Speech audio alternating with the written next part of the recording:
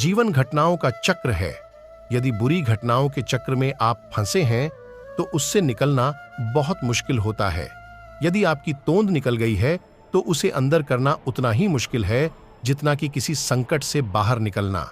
यदि आपको किसी भी प्रकार का रोग है, शोक है, धन का अभाव है या किसी भी प्रकार के संकट से आप घिरे हुए हैं, तो हम आपको बताएंगे ऐसे 13 तरीके जिन पर अमल करके आप सुखमय जीवन बना सकते हैं। पहला तरीका, अच्छे वाक्यों की संख्या बढ़ाओ। आपके दिमाग में चाहे बुरे विचार आते हों, उसकी फिक्र करने की जरूरत नहीं। आप बस एक काम करें, वह यह कि सुबह उठते ही आप एक अच्छा विचार सोचें या एक अच्छा वाक्य खुद से बोलने के लिए तैयार रखें। जैसे कि आज मैं बहुत खुश हूं, आज मेरी मनोकामना पूर्ण होगी, या मैं बहुत अच्छे विचारों वाला व्यक्ति हूं। आप कोई सा भी सुविचार सोच सकते हैं। प्रतिदिन यदि आप सुबह उठते ही खुद से कोई अच्छा कमिटमेंट करते हैं तो यह अभ्यास आपके जीवन को बदलने के लिए कुछ दिनों बाद सक्रिय होने लगेगा। आपका मस्तिष्क ही आपका भविष्य निर्माण करता है। खुद को अच्छे वाक्यों से प्रेरित करते रहें। नकारात्मक सोच एवं विचारों से बचने के लिए जरूरी है कि स्वयं को मोटिवेट करते रहें। स्वयं को मोटिवेट करने के लिए महापुरुषों के कथनों को पढ़ें, सक्सेसफुल लोगों की जीवनी, प्रेरणादायक कहानियां, पर्सनल डेवलपमेंट आर्टिकल पढ़ें। दूसरा तरीका, अंतिम विचार पर ध्यान दें। रात में आप जब सोने जाते हैं तो जो भी विचार या भाव लेकर सोते हैं, वही विचार या भाव उठते समय का पहला विचार या भाव बन जाता है और इस तरह दिन भर वही दिमाग में रहता है। अंतिम विचार के बारे में सोचें। अब से आप जब भी बिस्तर पर सोने जाएं तो इस बात का ध्यान रखें कि आप क्या सोचते हुए सो रहे हैं। यदि नकारात्मक विचार हैं तो उसकी जगह अपने और अपने परिवार के लिए कुछ अच्छा सोचकर सोएं या अपने इष्ट देव के नाम का जप करते हुए सो जाएं। आपका अंतिम विचार ही पूरी रात आपके दिमाग में चलता रहता है, जिसका आपको पता नहीं चलता है। यह विचार ही आपके जीवन को सबसे ज्यादा प्रभावित करता है। इस विचार का सबसे अच्छा होना जरूरी है। अतः सोते समय अच्छे उद्धरण को दोहराते हुए सोना चाहिए। मन में किसी भी प्रकार का भय और शंका लेकर नहीं सोना चाहिए।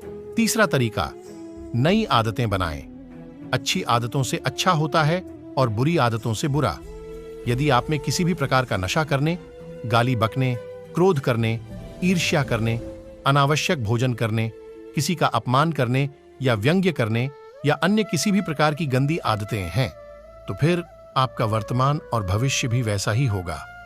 बुरी आदतें डालना नहीं पड़ती, वे संगत से स्वतः ही निर्मित हो जाती हैं। आप अपनी बुरी आदतों को छोड़ने की चिंता करने के बजाय अच्छी आदतें डालना शुरू करें।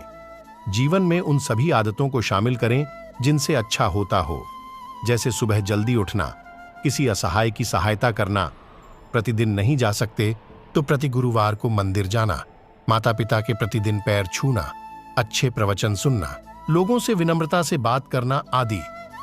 अभ्यास से जन्मी आदतों में बहुत शक्ति होती है। हमें अपनी शक्ति को अच्छे काम में रूपांतरित करना चाहिए। हम में अनंत ऊर्जा है, बस उसे सही जगह इस्तेमाल करने की जरूरत है। चौथा तरीका, स्व अनुशासन और नियम जरूरी। जीवन में स्व अनुशासन जरूरी है।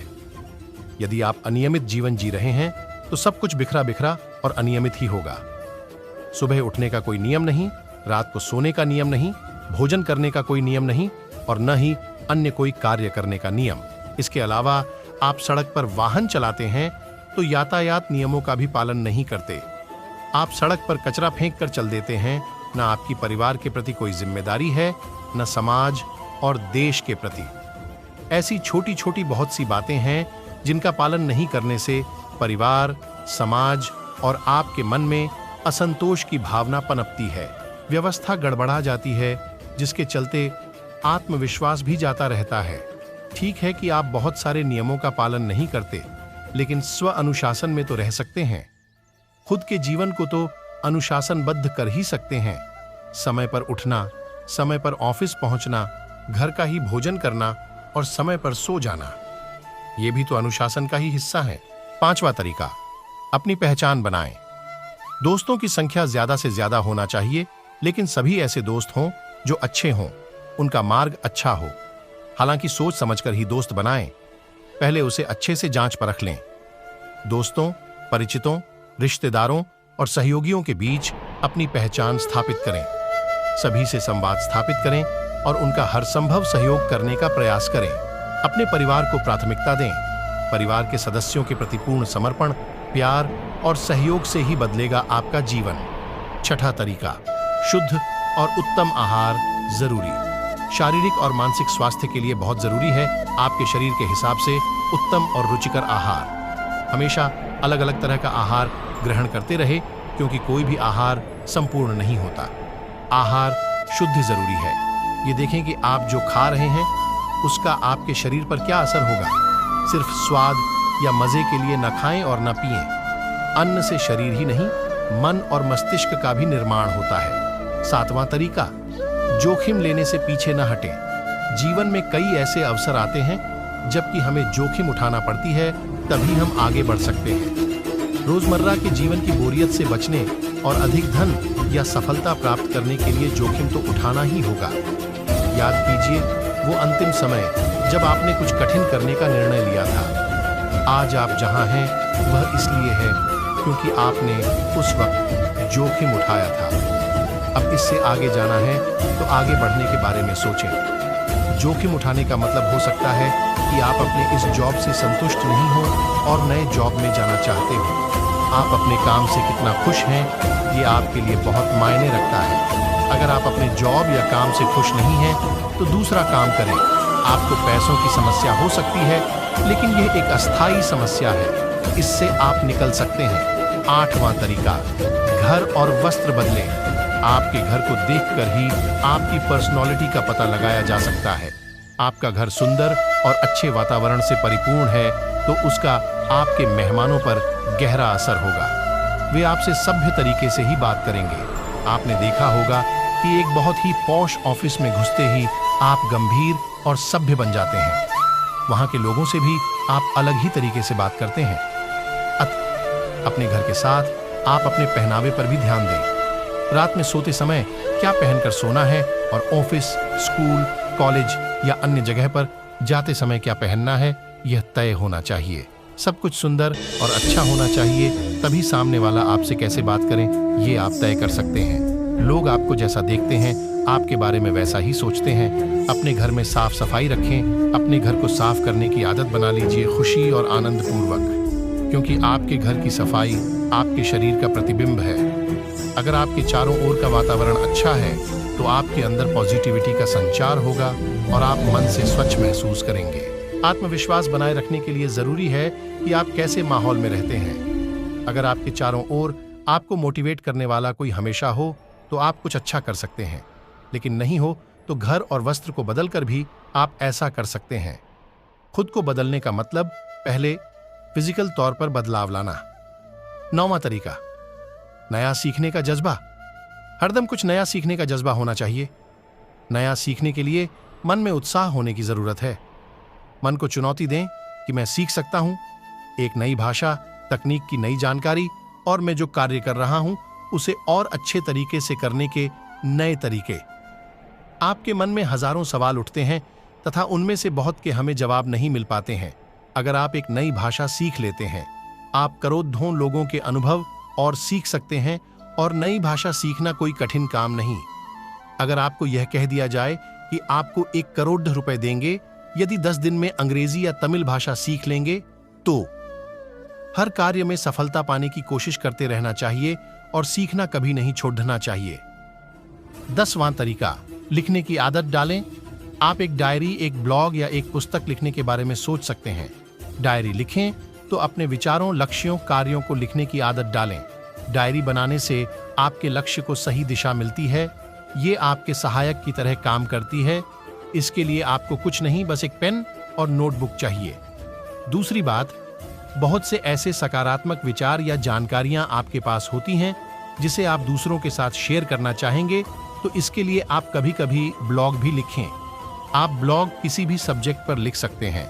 यह बहुत जरूरी है कि आपके उस लेखन से किसी की भावनाएं आहत न हो। क्या आप सोचते हैं कि आप में टैलेंट नहीं है? तो आप गलत सोचते हैं। इसको साबित करने के लिए आप बुक या आई बुक लिखना शुरू कर दें। हर मनुष्य में कोई ना कोई टैलेंट तो होता ही है, जरूरत है बस उसको पहचानने की।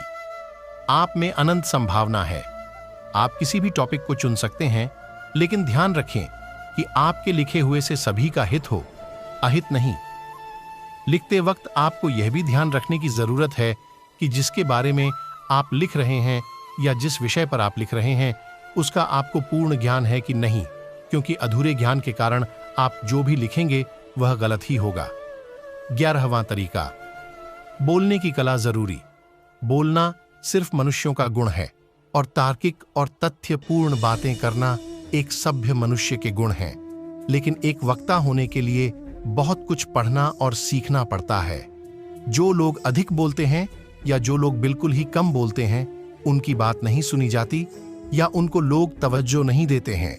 बोलने और भाषण देने की कला सीखना चाहिए। शुद्ध उच्चारण से भी खुद के मन और दूसरों पर प्रभाव पड़ता है। आज जो भी सफल मनुष्य है वो एक अच्छा वक्ता है, अर्थात अच्छा बोल सकता है।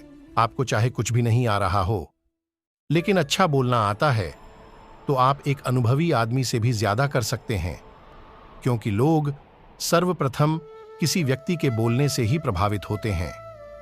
साक्षात्कार में अच्छा बोलने वाले ही नौकरी ले उड़ते हैं और किसी महफिल में बेझिझक बोलने वाले ही अपनी पहचान कायम कर पाते हैं। किसी मंच पर अच्छे से अपने विचार व्यक्त करने वालों के लिए ही ताली बजती है। बहुत से ऐसे महान राजनेता हुए हैं जिनमें कोई ज्ञान नहीं था, लेकिन वे लोगों से संवाद करना, भाषण देना और बोलना अच्छी तरह जानते थे। सत्ता में आने के बाद तो कई ज्ञानी लोग आपके आसपास आपकी मदद के लिए तैयार हो जाएंगे। 12वां तरीका, गलतियां स्वीकार करें। खुद की और अपने मित्रों की गलतियां स्वीकार करें।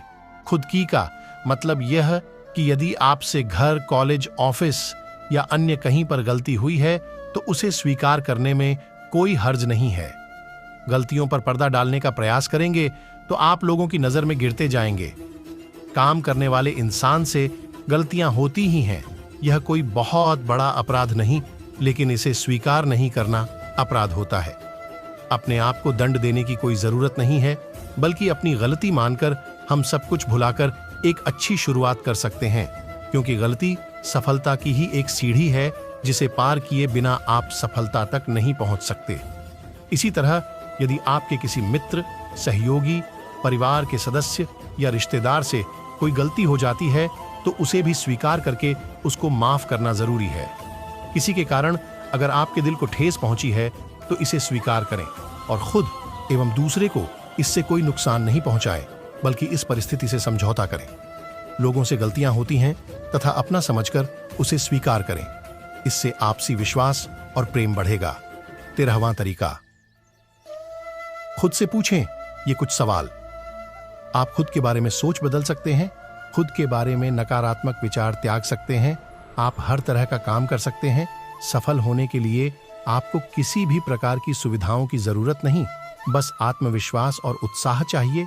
आप व्यर्थ की बातों और टीवी सीरियलों में समय बर्बाद नहीं करते हैं। आप हर माह खुद को एक नया चैलेंज या टारगेट देते हैं। आप सही और गलत की पहचान करना जानते हैं। आप हाँ और ना कहना अच्छी तरह जानते हैं। आप दिन में 20 बार हंसने का प्रयास करते हैं। आप सांप्रदायिक या नास्तिक नहीं, धार्मिक व्यक्ति हैं। तो दोस्तों, फिर मिलेंगे अगले किसी वीडियो में। तब तक के लिए आप अपना ख्याल रखना और हमेशा मुस्कुराते रहना। और हाँ, चैनल पर नए हो तो मेरे YouTube चैनल को जरूर सब्सक्राइब करें।